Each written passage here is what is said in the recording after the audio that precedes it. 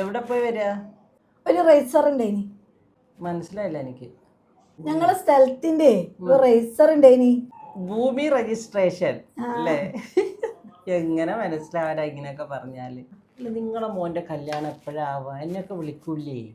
ആയാ ഡോക്ടറല്ലേ ഫസ്റ്റ് വിളിച്ച?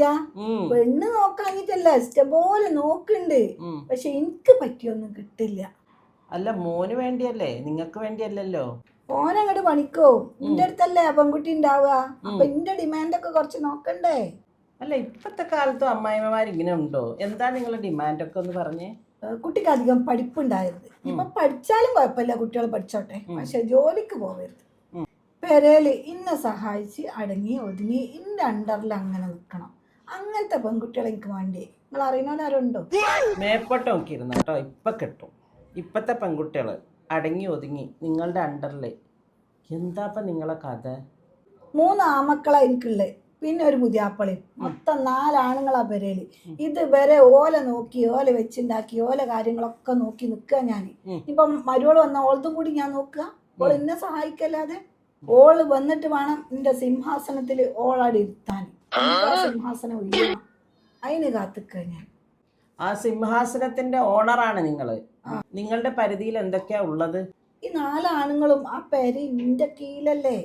ഓൽക്ക് വെച്ചുണ്ടാക്കലും തിന്നാൻ കൊടുക്കലും ഒക്കെ ഞാനാണ്. എനിക്കൊരു ദിവസം എന്തോന്ന് പറ്റിയൊക്കെയാണ് ആ പെരയിൽ അടുപ്പിൽ പുക ഉണ്ടാവില്ല.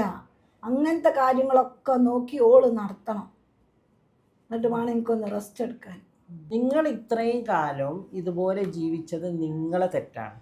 നിങ്ങളെ വീട്ടിൽ 3 ആണുങ്ങൾ, 3 വലിയ മക്കള്, പിന്നെ നിങ്ങളെ ഭർത്താവ്, ഈ 4 പേരും നിങ്ങളും 5 പേര് ചേർന്നിട്ട് ജോലികളൊക്കെ ചെയ്യാമായിരുന്നു. പഠിച്ചോനെ, ആണുങ്ങളോട് പണിയെടുപ്പിച്ചേ. അത് ഞങ്ങളെ കുടുംബത്തിലില്ല. അങ്ങനെ ആണുങ്ങളോട് പണിയെടുപ്പിച്ചാൻ പറ്റൂല. ഒരു ഗ്ലാസ് ഒരാടെ വെച്ചാൽ നമ്മൾ പോയി എടുത്തുകൊണ്ട് വരണം.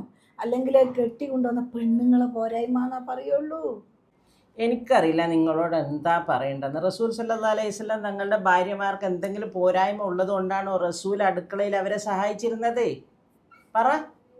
നിങ്ങൾ പെൺകുട്ടിനെ കെട്ടിക്കൊണ്ടുവരുന്നുണ്ടെങ്കിൽ അത് ഒരു മോളെപ്പോലെ കൊണ്ടുവരിക, പണിക്കാരിയായിട്ട് കൊണ്ടുവരരുത്.